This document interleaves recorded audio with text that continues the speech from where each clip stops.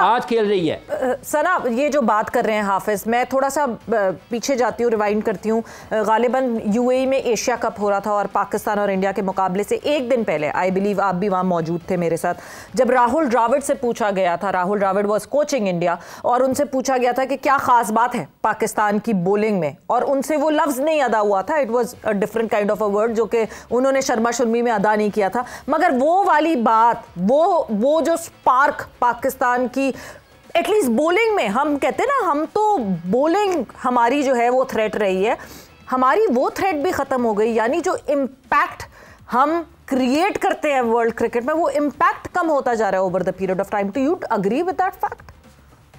मेरा उन्होंने word use किया था, एक आप उनको दूसरे पर्सपेक्टिव में ना देखिएगा, क्रिकेट में उन्होंने वर्ड यूज किया था कि सेक्सी बॉलिंग, मतलब उन्होंने कहा कि खूबसूरत भी है और पेस भी है, मतलब जिसे बोलते हैं ना कलाब बोलते हैं, वो भी है, स्विंग भी है, पेस भी है, सब कुछ है। ये राहुल द्रविड़ ने वर्ड यूज किया था।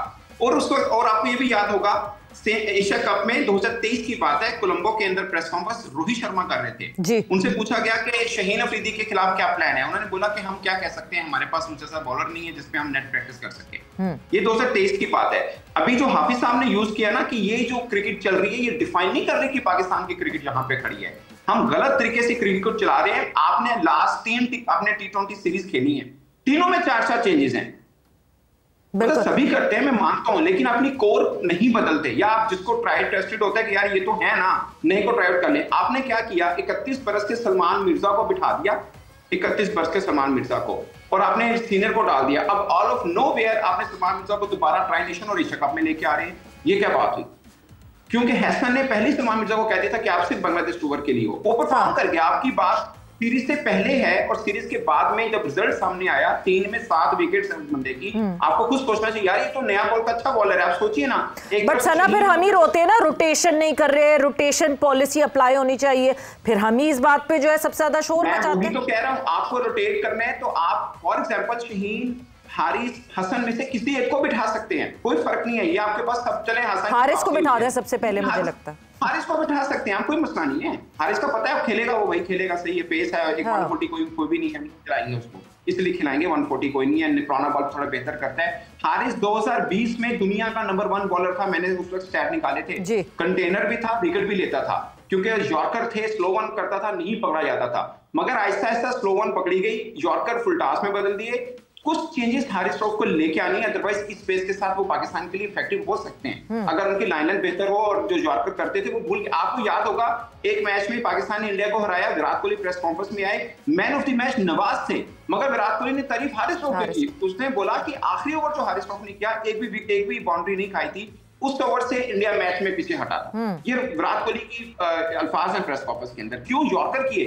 मुझे याद है 2 यॉर्कर कर दिए, एक स्लो वन कर दिया, विराट कोहली खुद खेल रहे थे, नहीं खेल पाए थे आखिरी ओवर में, और वही हारिस राउफ बाद में मेलबर्न में जाके उनके खिलाफ रन भी हो गए। पॉइंट इज कि मसला नहीं है, आप सीनियर्स को बिठा सकते हैं जिनका आपको पता है कि वो खेलेगा। मुझे भी पता है, आपको भी पता है कि हारिस राउफ, शाहीन अफरीदी, खैर शाहीन की भी वापसी थी, अब हारिस राउफ को बिठा सकते थे। और आप एक ट्राई आउट करके देखिए कि 2 नई बॉल वाला बॉलर आपके पास हैं, एक सलमान मिर्जा, एक शाहीन, दोनों के आप शुरू में ओवर करवा के तो देखिए, इंपैक्ट देखें क्या बनता है। यानी 2 बॉलर, दोनों नई बॉलर में अपना खास कमाल रखते हैं। वो बात ठीक है कि आपको प्रॉब्लम रहेगी कि फिर आपने डेथ ओवर्स किससे करानी है, वो आपके पास ऑप्शन वसीम जूनियर की है या हसन अली भी आप लेके साथ गए हुए हैं। नहीं, डेथ ओवर्स पे तो वाकई अभी बहुत ज्यादा कंसिडरेशन करनी है, बिकॉज जो टाइम आप याद दिला रहे हैं वो डेथ ओवर्स तो अरसा हो गए हमें पाकिस्तान के बॉलर्स को देखते हुए। एंड जहां डेथ ओवर्स की बात करते हैं, वहां क्या इस ओडीआई को खेलने से पहले कहीं भी ऑन द टेबल ये डिस्कशन आई थी कि 35th ओवर के बाद से एक बॉल इस्तेमाल होगी? तो क्या हम उस तरह प्लान कर रहे हैं नए रूल्स पे? पहली दफा पाकिस्तान ने नए रूल्स चेंज होने के बाद जो है वो ओडीआई खेल रहा था, क्या उसके हिसाब से कोई सोच और विचार हुआ, कोई डिसीजन लिया गया? कहीं प्लान में तो नहीं देखा। पाकिस्तान टीम में किस तरह डिसीजंस लिए जा रहे हैं, क्या ये डिसीजंस सही हैं? हाफिज, एक चीज़ जो कि हम बड़ी रेगुलरिटी में बात करते हैं, जैसे अभी सना ने भी कहा कि सलमान मिर्ज़ा को खिलाया, फिर बिठाया, अब फिर खिलाने की खबरें आ रही हैं। हम इसको रोटेशन पॉलिसी समझें या हम मिस मैनेजमेंट समझें कि आप को सारी चीज़ें, आप नॉर्मल रूटीन की रोटेशन पॉलिसी नहीं देख सकते, आपने एज भी देखनी है, आपने ये भी देखना है कि कितने अरसे से एक लड़का जो है वो कहाँ खेल रहा था, हम उसको कब यूटिलाइज कर रहे हैं। ये सारी चीज़ें फैक्टर्स आएंगे सामने? ये रोटेशन नहीं है, ये इरिटेशन है। तो ये मतलब कोई ये काम करने का तरीका होता है ना। हाँ। आप शादाब के साथ रोटेट कर रहे हैं जी नवाज को, क्या आप रोटेट कर रहे हैं? ठीक है, आप नसीम को बिठा देंगे, हसन को खिला लेंगे, क्या रोटेशन है? आप शाहीन को बिठा देंगे, आप सलमान को खिला लेंगे। ये बुनियादी तौर पर इसको भी, ये भी गैर ज़रूरी तौर पर ज़्यादा इस्तेमाल हुआ लफ्ज़ है पाकिस्तान में। आप रोटेट करते हैं उन प्लेयर्स को वर्कलोड की तरह। हाँ जी, जो आपके निज़ाम से ऊपर आ रहे होते हैं। आपको पता होता है कि इसकी अंडर 19 में क्या परफॉर्मेंस है, इसकी पाकिस्तान ए में क्या परफॉर्मेंस है, इसकी फर्स्ट क्लास क्रिकेट में क्या परफॉर्मेंस है, इसके पीछे कितने रन और विकेटें, इसमें सलाहियत क्या है। अब बुनियादी तौर पर मसला ये है कि जितने भी कैरेक्टर है, जो नज़र आता है उसको टीम में डाल देते हैं, जो नज़र आता है उसको टीम में डाल देते हैं। ऐप बन जाएगा जी, मैं क्या है ऐप बन जाएगा, मैं क्या है ऐप बन जाएगा। ये पिछले कई बरसों से, बिलखुसूस 7-8 बरसों से पाकिस्तान में यही हो रहा है। हाँ। इसको भी डालें, उसको भी डालें। ये कौन सा निज़ाम है जिसमें आप खिलाड़ियों को अपनी मर्जी से उठाएं, पाकिस्तान की टीम में डालें और फिर कहें जी इनको ना थोड़ा ग्रूम करने दें, 15-15 मैचेस, 20-20 मैचेस इनको खिलाएं। वो ये कौन सा काम है जिसमें आप 20 मैचेस, क्या उसको पता ही नहीं है कि मैं खेलूं, मैं परफॉर्म करूं या ना करूं, मुझे पैसे मिलते जाएंगे। इसलिए ये सारी की सारी बद इंतज़ामी है टॉप लेवल से, और इसका कोई अभी फ़िलहाल किसी को कोई परवाह और फिक्र नहीं है। ये सिर्फ़ और सिर्फ पाकिस्तान की क्रिकेट को तबाह किया जा रहा है, और ये सब लोग उसमें शामिल हैं जिनको हर वक्त मुल्क का दर्द रहता है ना। इनसे पूछें जब जो इंतज़ामी ओहदों पर बैठा हुआ उसने क्या किया है, उसकी कॉन्ट्रीब्यूशन क्या है, उसने कहाँ पर कहा है नहीं, किसी ने नहीं कहा है। सब तो निज़ाम का हिस्सा है, तो सब तो सर झुकाए खड़े हैं। इसलिए पाकिस्तान की क्रिकेट जो इस वक्त टेलीविज़न पर नज़र आ रही है, हकीकी मानों में वो नहीं है। और जो इन खिलाड़ियों के साथ हो रहा है इस वक्त, जो खेल रहे हैं, ये भी एक तवील दास्तान है।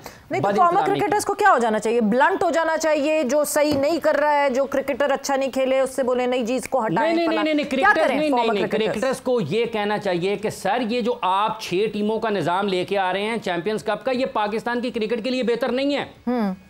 हम हमारे 50 लाख को तो खुद ये सजेशंस दे रहे हैं, उनकी सजेशंस पे हो रहा है। अचानक से थोड़ी मोहसिन नकवी को ख्वाब आया था कि मैंने चैंपियंस कप करवाना है। अब फिर बंद क्यों किया? फिर किसी और को ख्वाब आ गया होगा। हाँ जी, तो फिर अब उन 6 लोगों का क्या करना है जिन्होंने ये सजेशन दी थी?